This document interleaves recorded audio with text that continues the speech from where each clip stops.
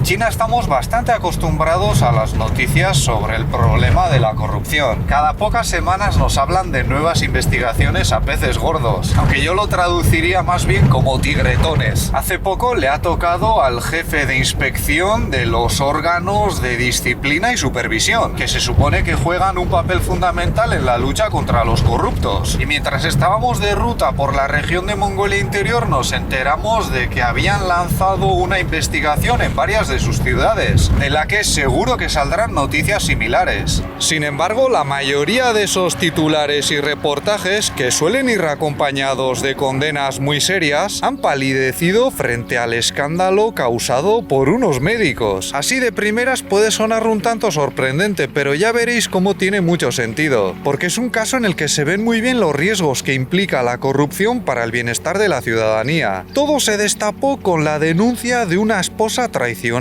cosa no muy rara en estos asuntos. De hecho, a veces se suele bromear sobre la cantidad de casos que se comenzaron a investigar por chivatazos de amantes. Pero es verdad, han supuesto una pieza fundamental para los investigadores. Bueno, pues resulta que de pronto la esposa de un cirujano que trabajaba en el Hospital de la Amistad Sino-Japonesa, un respetado centro público de Pekín, les envió una carta denunciando a su marido porque presuntamente, entre otras cosas, le había sido infiel durante años con varias mujeres que formaban parte del personal del centro. La carta ofrecía algunas pruebas en forma de fotos y hablaba de negligencias, líos amorosos y embarazos no deseados. No sabemos muy bien cómo, pero esa carta acaba siendo publicada en internet, quizás después de ver que el hospital no tomaba medidas. Y aquí a lo mejor algunos pensaréis, ¿pero por qué iban a tomar medidas si son sobre todo asuntos personales? Ya, pero en China, si trabajas en el sector público y eres miembro del partido, como lo era ese médico, estás sujeto a sus normas de disciplina y se entiende que tienes que ser un modelo para la sociedad. Entonces, las infidelidades estando casados se pueden pagar con la pérdida de la membresía u otras medidas disciplinarias, como ser despedido del hospital, sobre todo cuando ha habido relaciones con varios empleados. Pero esto no es más que la punta del iceberg, atentos que la cosa se complica. Por cierto, ya estamos en Heilongjiang, una de las 3 provincias del noreste. Ahora nos dirigimos a Qiqihar, un nombre que a mí me suena curioso, pero cuidado porque es la segunda ciudad más importante del territorio y durante mucho tiempo fue su capital. En las redes sociales empieza a formarse interés por el caso, porque al fin y al cabo hablamos de personal a cargo de procedimientos con los que tu vida puede estar en juego. En la carta se describe cómo una vez, en plena operación, una enfermera le llamó la atención a la doctora con la que el cirujano denunciado estaba teniendo una relación extramatrimonial. Por lo visto había cometido un error. Pues bien, el cirujano no se lo tomó bien, discutió con la enfermera y luego él y la doctora abandonaron la sala de operaciones durante más de 40 minutos, mientras el paciente estaba ahí anestesiado. Ante semejante despliegue de profesionalidad, algunos internautas comenzaron a investigar el historial de los médicos y descubrieron cosas sorprendentes, como que la tesis de la doctora a la que la enfermera llamó la atención tenía apenas 60 páginas y un cuerpo de solo 30 y pico. Ya sé que hoy en día las tesis doctorales no son tan largas como hace años, pero eso sigue siendo muy poquito y a los chinos les olió a chamusquina. Y para colmo, de pronto su tesis desaparece de la página donde estaba publicada. De momento no se sabe quién lo hizo porque los autores de las tesis no tienen autoridad, pero como comprenderéis las sospechas aumentaron todavía más. Ahora vamos a una zona industrial histórica a las afueras de la ciudad.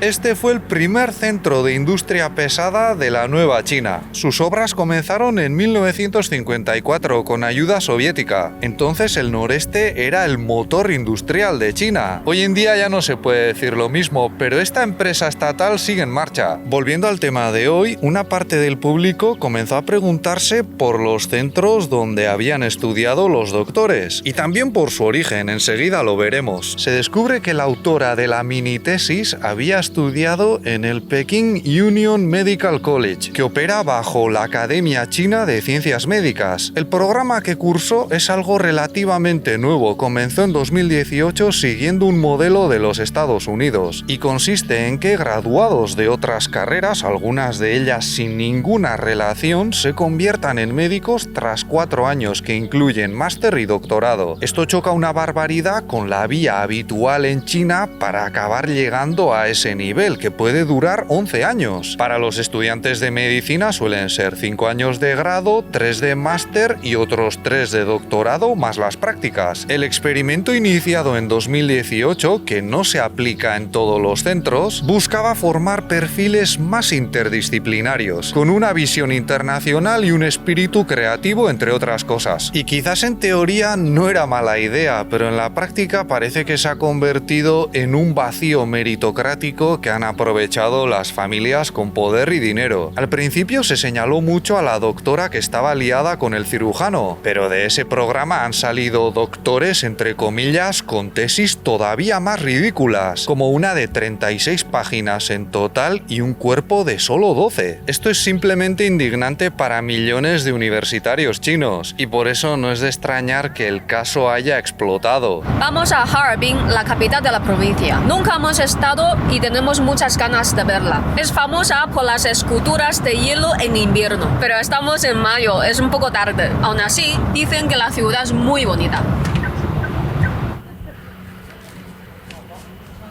Los defensores de esa nueva fórmula de estudios dicen que en realidad la formación en medicina no es tanto para trabajar en el quirófano o con los pacientes, sino más bien para puestos de gestión, vamos a decir, o sea, para ser jefes de proyectos, de departamentos o del propio hospital, porque se supone que tienen otra visión debido a sus estudios previos en carreras diferentes, carreras que, por cierto, tenían que ser cursadas en los centros más prestigiosos del mundo.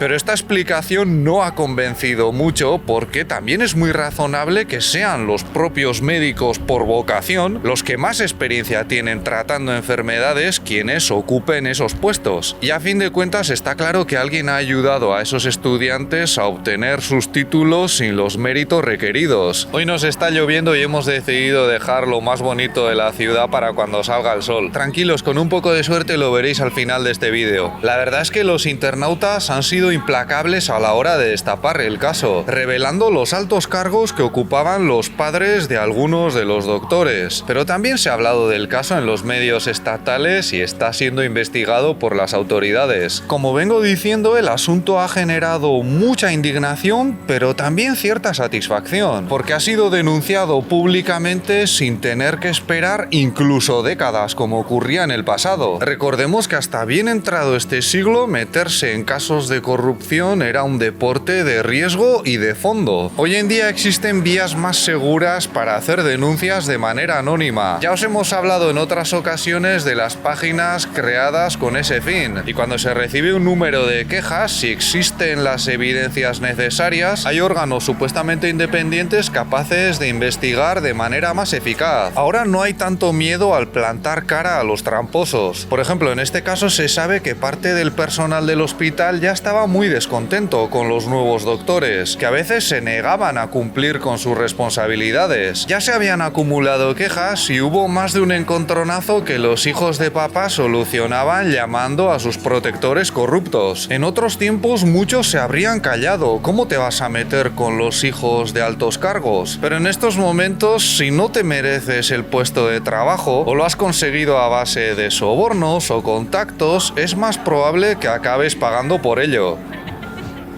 ¡Papá!